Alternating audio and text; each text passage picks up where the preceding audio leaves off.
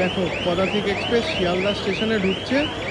আর general কম্পার্টমেন্টে ভিড়টা just দেখো, লোকে কিন্তু এরকম ভিড় করে দাঁড়িয়ে রয়েছে জেনারেলে ওঠার জন্য। দেখো পদাতিক এক্সপ্রেস এখন ঢুকছে শিয়ালদা স্টেশনে।